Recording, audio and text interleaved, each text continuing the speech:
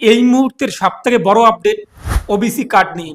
যাদের OBC certificate রয়েছে, সেটা হতে পারে এ ক্যাটাগরি কিংবা বি ক্যাটাগরি। নতুন যে রাজ্য সরকারের তরফ থেকে ওবিসি এ এবং বি লিস্ট দেওয়া হয়েছে, ওয়ান স্ক্রিনে দেখতেই পাচ্ছেন, যেখানে 49টি সম্প্রদায় ওবিসি এ ক্যাটাগরির মধ্যে এবং 91টি সম্প্রদায় ওবিসি বি ক্যাটাগরির মধ্যে। অনেকের কিন্তু ওবিসি এ সার্টিফিকেট বিতে কনভার্ট হয়েছে, অনেকের আবার কিন্তু বি সার্টিফিকেট এতে কনভার্ট হয়েছে। এখন আপনাদের অনলাইনে আবেদন করতে হবে। কাস্ট সার্টিফিকেটের যে অফিসিয়াল পোর্টাল রয়েছে, সেই পোর্টালে আপডেট দেওয়া হয়েছে এবং নতুন অপশন অ্যাড করা হয়েছে। প্রত্যেকের কিন্তু ওবিসি এ থেকে বি কিংবা বি থেকে এ হয়ে গেলে এগুলোকে আপডেট করতে হবে। তো আপনি কীভাবে চেক করবেন, এর পাশাপাশি কীভাবে অনলাইনে অ্যাপ্লাই করবেন, সম্পূর্ণ প্রসেস থাকবে আজকের ভিডিওতে। আর আপনি যদি এখনও পর্যন্ত ভিডিওতে লাইক না করে থাকেন, অবশ্যই লাইক করে দেবেন। পাশাপাশি চ্যানেল সাবস্ক্রাইব করে পাশের বেল আইকন ক্লিক করে চালু রাখবেন পরবর্তী ভিডিওগুলো সবার আগে পাওয়ার জন্য। প্রথমত আমরা চেক করে দেখে নিচ্ছি আমাদের কাছে যে ওবিসি এ কিংবা বি ক্যাটাগরি সার্টিফিকেটটি রয়েছে, সেই সার্টিফিকেটটি আমাদের পরিবর্তন হয়েছে কিনা। কিভাবে আমরা চেক করব? প্রথমত আপনাদের যে নোটিশ রয়েছে, নোটিশটি দেখতে হবে। এর জন্য গুগলে আপনারা চলে আসুন।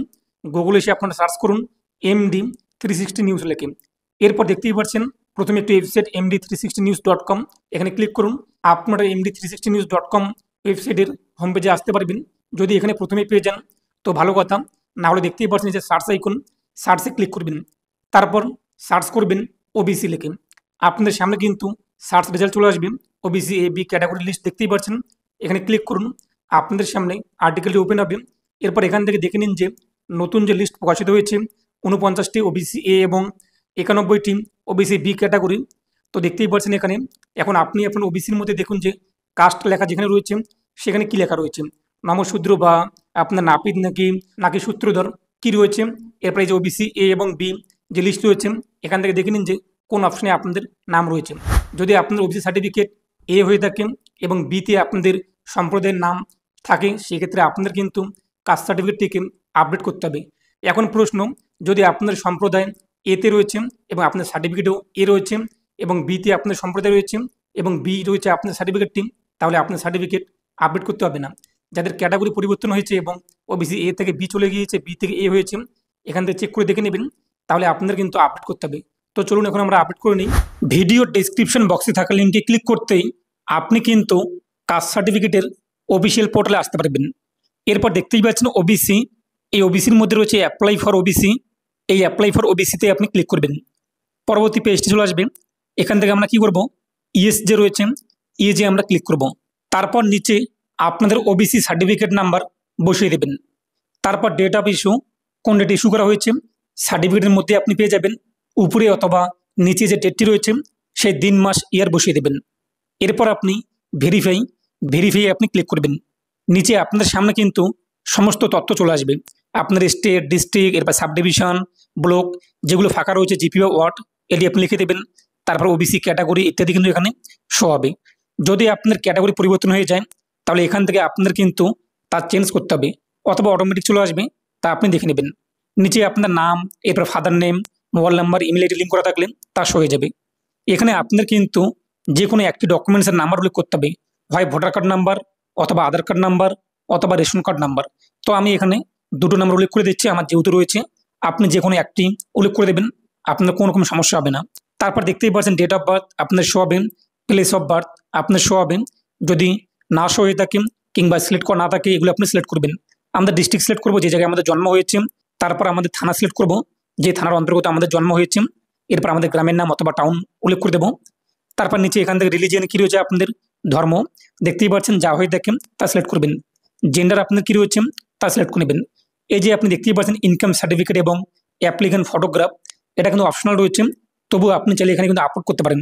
তো এখানে আমাদের যে ইনকাম সার্টিফিকেট রয়েছে, গ্রাম প্রধানের কাছ থেকে অথবা বিডিওর কাছ থেকে আপনি যদি নিয়ে থাকেন, সেটিকে 100 কেবির মধ্যে PDF ফাইলে আপলোড করে দেবেন এবং আপনি আপনার ফটো আপলোড করে দেবেন।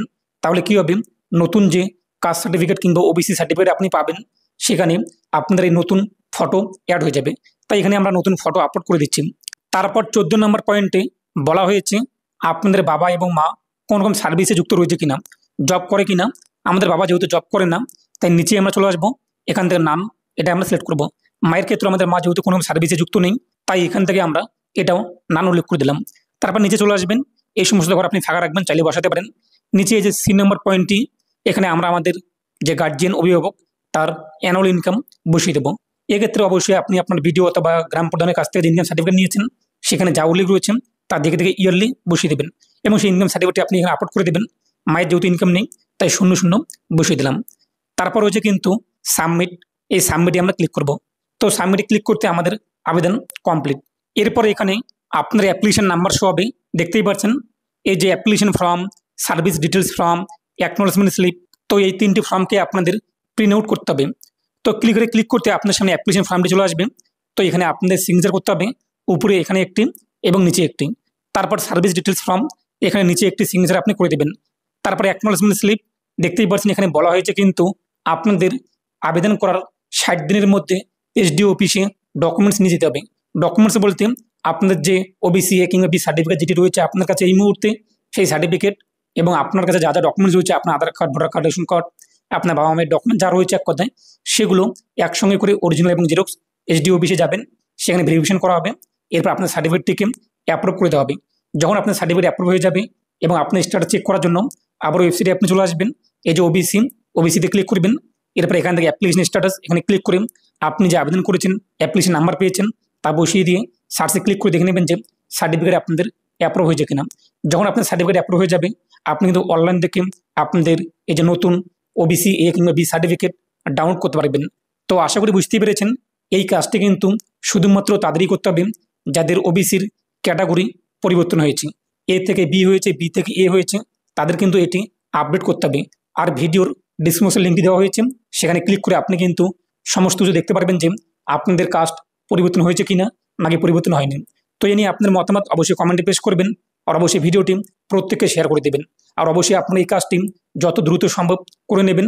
এরপর এসডি অফিস থেকে ভেরিফাই করে নেবেন, যেহেতু কলেজে ভর্তি চলছে, এর পাশাপাশি কিন্তু এসএলএসটি ফর্ম ফিল আপ, অনেক রকমের ফর্ম ফিল আপের ক্ষেত্রে আপনাদের না হলে সমস্যা হতে পারে। তো প্রত্যেকে ভালো থাকুন এবং সুস্থ থাকুন।